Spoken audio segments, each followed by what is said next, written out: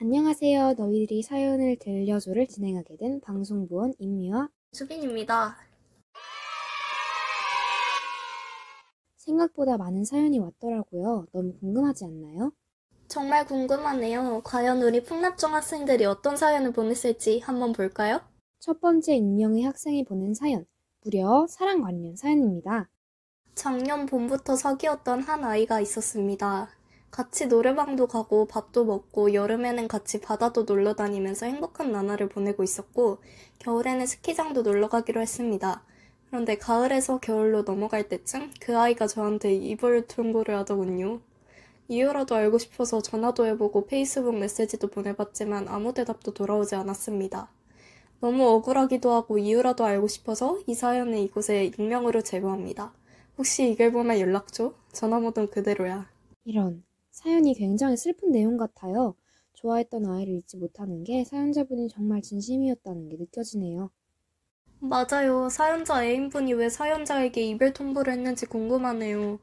사연자 애인분, 이 사연을 보고 계시나요? 만약 듣고 있다면 둘이 대화로 미처 몰랐던 속마음을 풀게 되는 계기가 되었으면 좋겠습니다. 두 번째는 무려 3학년 학생의 사연이네요. 제가 여자친구가 있는데 최근에 코로나의 양성 판정을 받아서 학교에 나오지 못한 상태입니다. 결론적으로 저는 아무것도 할 수 없는 상태입니다.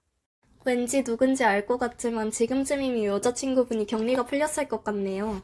앞으로도 두 분 서로 걱정하고 응원하는 행복한 연인이 되었으면 좋겠네요.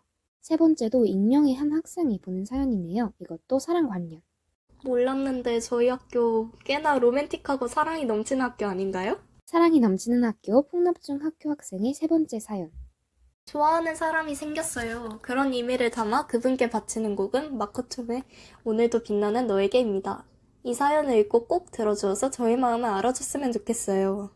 이 사연자분은 노래 신청까지 좋아하는 분을 생각하면서 이 노래를 떠올린 거겠죠?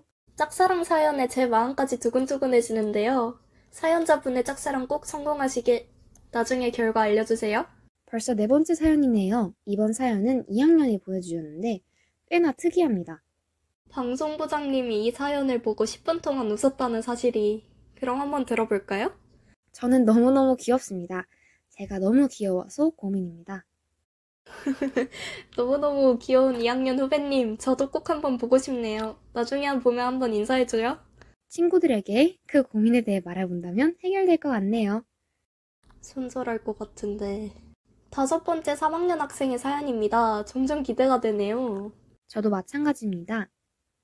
제가 라면을 좋아해서 항상 배가 터질 때까지 먹는데요.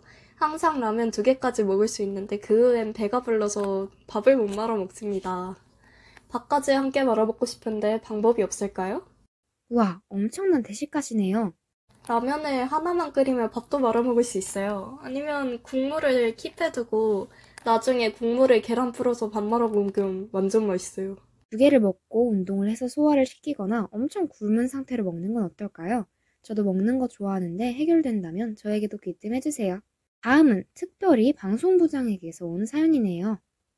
어머, 혹시 러브레터? 형선이는 러브레터를 받을 만한 애가 아니라서 러브레터보다는 협박 편지 같네요. 도대체 무슨 짓을 하고 다니는 건지. 그럼 바로 사연 읽어볼까요? 분명 저는 친구 A에게 B라는 친구가 공부를 잘하냐고 물었을 뿐이었고 그에 대한 주제로 문자를 주고받으며 대화를 나누었습니다. 그런데 갑자기 A가 장난기가 발동했는지 제가 B에게 관심이 있는 거 아니야. B에게 반했냐는 그런 터무니없고 황당한 말을 꺼내었습니다. 저는 어이가 없어서 아니라고 했지만 그 A에겐 통하지 않아 크나큰 정신적 충격까지 받았습니다. A는 왜 자꾸 대화만 하기만 하면 그런 식으로 흘러갈까요? 이에 대해서 어떻게 생각하시죠? 방송부장님? 이라고 왔네요. 전 방송부장이 아니지만 제가 A여도 사연자분이 B라는 분을 좋아하는 게 아닐까 추측할 것 같은데요. 저도 이런 적 있는데 A에게 B 이야기를 하지 않으면 될 거예요. 아무래도 이건 부장님이 답하셔야겠네요. 마지막 너무 무서워요. 네, 새벽에 자다 깬 그 방송부장 유영선입니다. 사연에 나온 A는 다름이 아닌 전데요. 그 사연자 친구한테 되게 미안한 마음을 가지고 있어가지고 앞으로는 조심하도록 하겠습니다. 아쉽지만 벌써 마지막 사연이네요. 벌써요? 너무 아쉬워요. 마지막 사연이만큼 열심히 고민을 들어줘 보자고요. 안녕하세요. 저는 풍납중에 다니는 1학년입니다. 다름이 아니라 사연을 올려보고 싶어서 신청해봤습니다. 항상 등교할 때마다 롯데타워가 항상 제 눈에 띄는데요. 이 롯데타워가 뿔같이 느껴져서 투모로우바이 투게더라는 남자 아이돌의 어느 날 머리에서 뿔이 자랐다가 생각이 나더군요. 해서 나중에 점심시간에 노래 틀 때 이 노래를 꼭 틀어줬음 해서 신청해봅니다. 그러셨구나. 정말 의식의 흐름이네요. 아무리 생각해도 사연자분이 투바투를 되게 좋아하시나 봐요. 롯데타워를 보고 그 노래가 생각나다니. 그래도 그 노래 좋죠. 나중에 꼭 틀어줄게요. 지금까지 풍납중 학생들의 사연을 읽어봤는데요. 어떠셨나요? 저희 학교가 꽤나 사랑이 가득하다는 걸 알았네요. 그리고 어딘가 특이하고 재밌는 학생들도 많았고요. 역시 풍납중 너무 좋은 학교 아닌가요?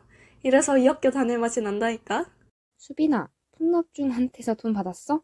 아님 협박? 에이, 설마요. 그저 사실만을 얘기한걸요? 수빈아, 우린 3학년이야. 곧 있으면 졸업할 거니까 못할 말 다 해야죠. 풍납중에서 고소장 날라오겠네요. 에이, 설마.